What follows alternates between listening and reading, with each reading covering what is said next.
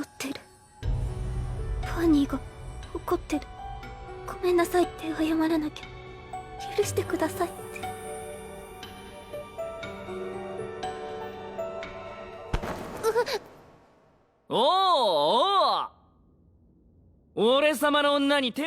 What's going on, my friends? Today we're talking about Secrets of the Silent Witch, episode number 10. And, sound out in the comments below. Let me know you guys' real thoughts about this episode.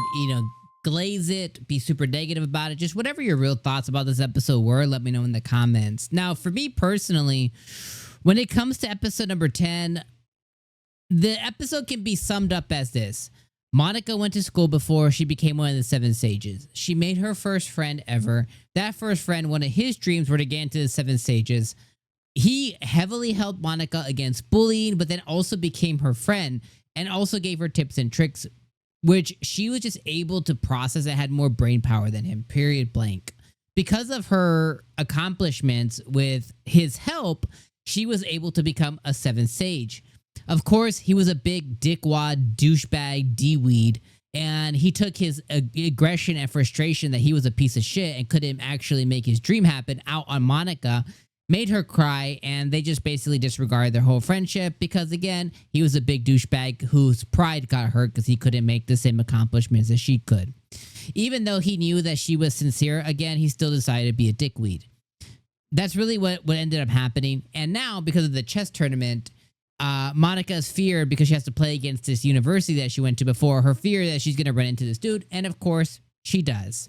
Where Nero and Rosfalifield, whatever her name is, they pretend to be a boy, and they get her out of a sticky situation when she inevitably runs into him in a precarious situation. That's what happened this episode. So, because we're so close to the end of the season, I don't know the necessity of needing to know about her experience. We know she got bullied. We know she didn't have the best school experience. But I don't know the necessity of needing to see her interact with one of her only friends. Now, I guess, contextually it's fine because it introduces us to a character that was her best friend before. So I'm not that mad at it. But at the same time, it becomes one of those things to where it's like, okay, it's fine. Like, I guess if I was reading a manga or if I was reading the light novel, I probably wouldn't have as much of a opinion about it. And we're not getting, it's like starting to read, okay, if we're reading the light novel, right? It's like getting to the chapter where we're getting a flashback for Monica, but there's only a few pages left of the book. I'd be pissed. That's how I feel right now, is like we're about to get to the last pages of the book. We're about to get to the last episode of the season. And then we're getting this kind of curveball, this new character, this new situation that she's in, this new chess tournament. And it's like, well, what's my level of care for it? At the end of the day, it's fine. It was a fine episode. I think it was entertaining enough. I think it was cute enough. I think it was fun enough. I think it was informational enough. But I wouldn't exactly call it as like a stellar episode. I think it was a pretty mid episode, like 6.5 out of 10. Serviceable.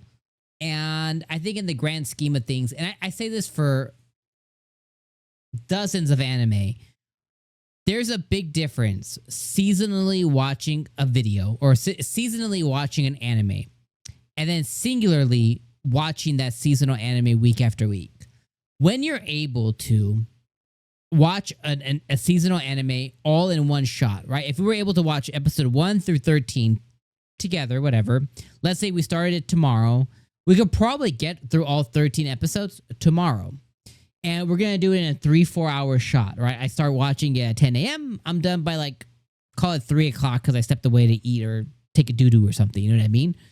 And when you get these contextual, slower episodes that are trying to breathe more life into a character or situation, and you're watching all episodes in one shot, you don't feel the gravity of a boring episode or a context-heavy episode because you're watching all in one shot. But when we're watching seasonal anime week by week, we have to wait 7 whole days. And in case of Season of the Silent Witch, I think, was it last week that we got, I think it was last week that they did us effing dirty, right? Which is a huge slap in the face for the viewers. Yeah, it was last week. Not only did we get a bullshit episode when they returned, but last week we got an episode skip. We got a recap episode last week. Recap episodes should not exist. They do not deserve to be in existence for shows that are only running 12 or 13 episodes. Either skip the week entirely because your team was lacking for whatever reason, but never do a recap episode in the middle of a 12 or 13 episode season. That's the biggest slap to your viewer's face. And personally for me, I was like, I can't believe they're doing this shit. So anyways, the episode was fine. 6.5 out of 10. That's kind of how I feel. It's a 6 out of 10, 6.5 out of 10 episode. It's totally serviceable. Is fine. Provided context. I just don't care about the context that it provided. So that's where I feel.